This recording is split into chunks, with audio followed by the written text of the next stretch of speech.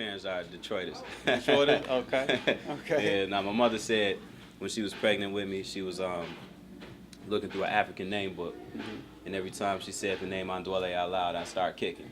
Okay. So yeah, so she said I chose my own name. Okay. Yeah. Well, I guess that's a great way. So, Tell me a little about the start of your musical journey and how it all began. um, I started really young. You know, my father actually bought me my first keyboard like right before he passed. And by continuing with music, I felt like that was a way of keeping a part of him with me. You know, by continuing on with what he learned and kind of building on it. After a while, I kind of learned how to put my emotions into music. You know, and that became sort of like my medicine. You know, if I was going through something, if I was going through something that I really didn't have the words to express myself with, I put it in music or I put it in lyric. You know, and it just turned into my everyday. And around 2000, you know, well actually 1998, I put out an album called Rise, and they got bootleg and CDJ'd and you know made it across the waters. You know what I'm saying, to Europe, made it back. Okay. And kind of created an underground buzz. I found management off of it. You know, when they took it and shopped it, and that's actually how I got into the business. That's how I got my first gig. Okay. Now at the time you were rhyming, correct? Yeah. Okay. Yeah. Okay. Now back in school, were you in like the school bands and stuff, or did you primarily do your music outside of school? Actually, ninth grade through 11th grade, our band, well actually they fired our band teacher after ninth grade. So there was no band for the school. So me, this guy named Will, who was a grade ahead of me, and another guy in my class, this white guy named Shane, who played guitar. We kind of we made a band called Stride. You know what I'm saying? Will played the drums, I was on keys and keyboard bass. You know what I'm saying? And we were like the band for the talent shows. We started a school choir. You know what I'm saying? We was the band for the pep rallies. You know what I'm saying? We were the school band. It was just three of us.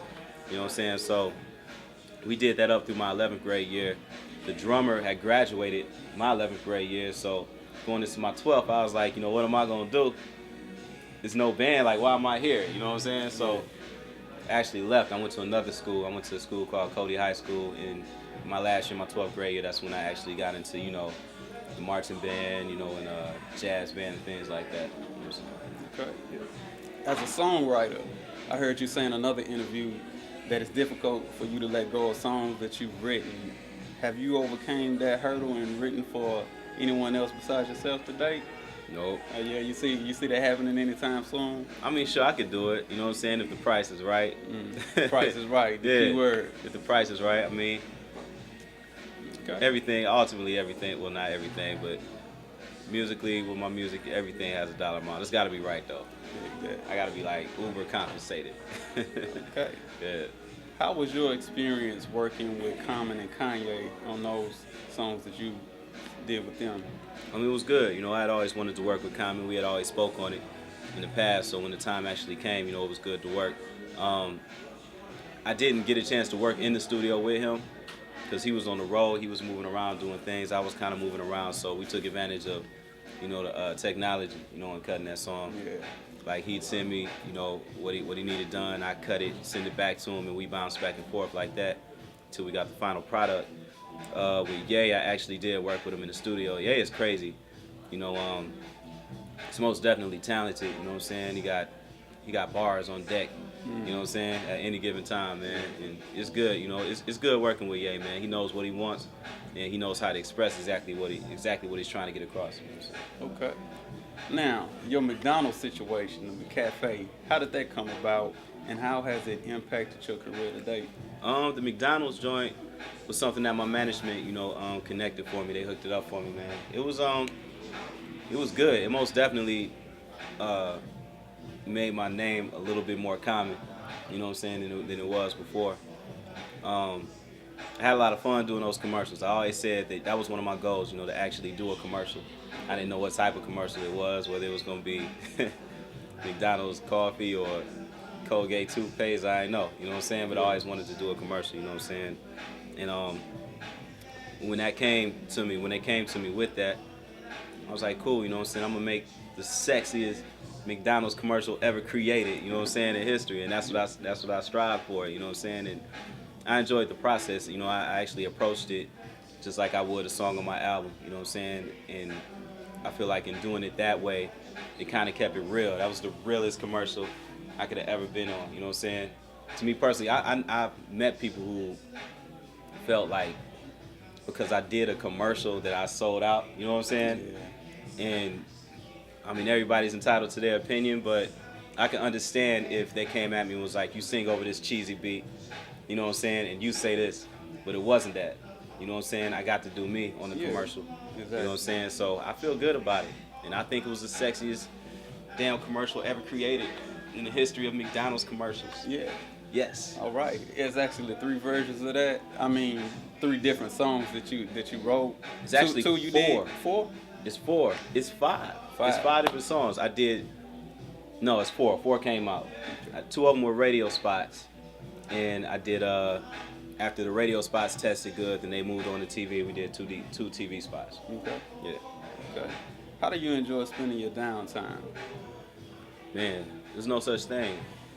There's no such thing as downtime, man. But if I really just don't feel like doing anything, man, I play video games. You know what I'm saying? I'm a regular dude. Yeah, what kind? I mean, you into the sports or the shooter games or what? Yeah, like lately, I really been on that Modern Warfare. Okay. You know what I'm saying? I had some Yeah. peoples come over. We get on that Modern Warfare. Okay. This is a little corny game too that we like to play called Little Big Planet. Little Big Planet. Little Big Planet. Like from the cover, you would think it's a game for 5-year-olds, but if you get grown men and women in the room with alcohol and play that game, it's the best game ever created. You Okay. cannot stop laughing. It's hilarious. what's Little up. Big Planet. I have to check I that out. need some dollars, Little Big Planet, for plugging you.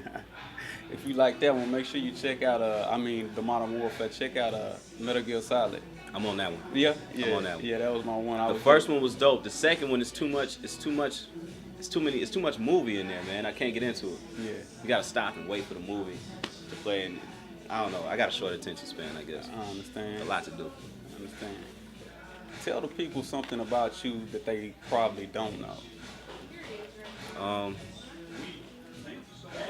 I'm about creativity. You know what I'm saying? No matter what it is, you know what I'm saying?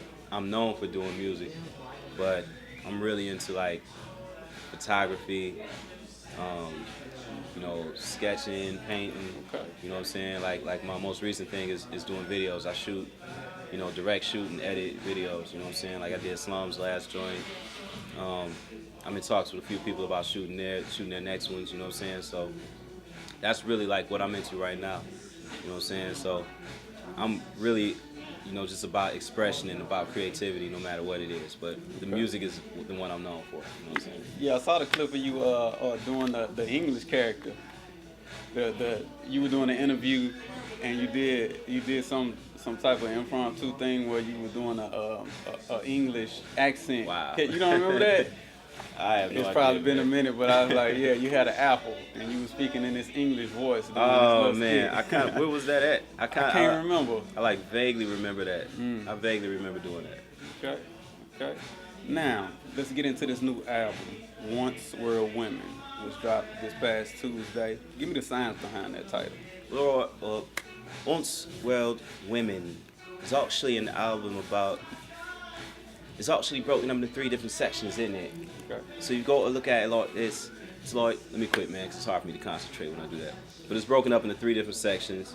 The first section is Once, and that's sort of like my alter ego, where I get to do things musically that I otherwise wouldn't do. You know what I'm saying? Then you have the World section, which is like my audio time capsule of the things that are going on, right now and today, and it's kind of capturing the climate of the economy today. You know what I'm saying? And then you have the women's section, that's the baby making music, feel good music for the woman. You know what I'm saying?